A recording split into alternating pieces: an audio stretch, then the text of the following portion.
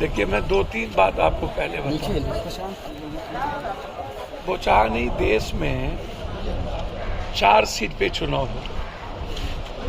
लोकसभा शत्रुघ्न सिन्हा जी, छत्तीसगढ़ में कांग्रेस, बंगाल में ममता।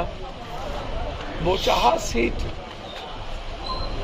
मुसाफिर पासवान जी की मौत हुई थी। एक बीजेपी का घमंड, अहंकार। देखिए, बीजेपी मतलब नरेंद्र मोदी, नरेंद्र मोदी मतलब बीजेपी, बस यही बच गया। नरेंद्र मोदी जी से ही बीजेपी की जो भी वोट बची हुई है, बची हुई। बिहार में कुछ लोग बीजेपी के नेता स्वयंभू नेता बनने लगे कि हम भी नरेंद्र मोदी हो गए। घमंड। आप अपने एलाइज को पीठ में चूड़ा भोंकते हो।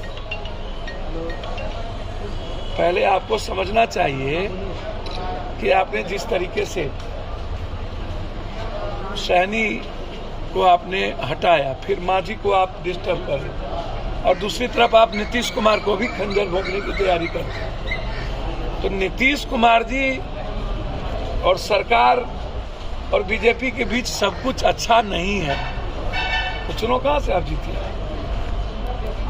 और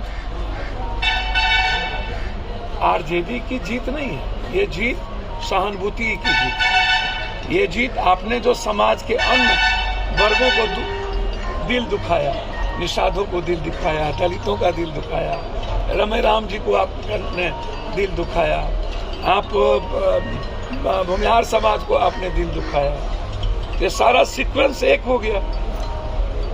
सब लोग वहां पे एक हो गए कि इसके घमंडी बीजेपी को खत्म करना है। पहले आप इसको समझ लो, ये किसी की जीत नहीं है, ये जीत है बीजेपी के घमंड की और लोगों को पीठ में खंजर भोंकने की। दूसरी बात एक आज बहुत क्लियर समझिए, जहां पर ईवीएम प्रभावित नहीं है, बाय इलेक्शन में ईवीएम प्रभावित नहीं होता है, वहां बीजेपी चुनाव नहीं जीतती।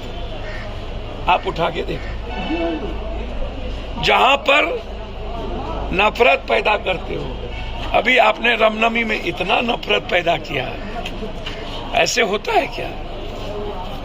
लाल झंडे में हनुमान होते थे, अब केसरिया ले आए, हनुमान को हटा के राम को ले।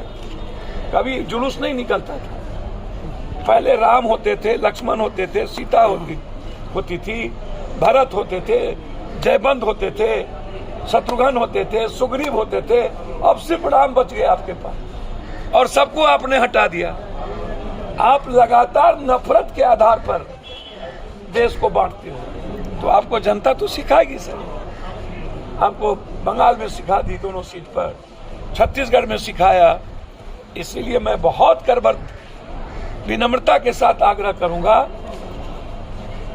बाय इलेक्शन चुनाव ये बता दिया कि जहां पर ये लोगों की सेटिंग गेटिंग नहीं है और जहां ये समाज को नहीं बांट पाती है और जहां व्यक्तिगत लाभ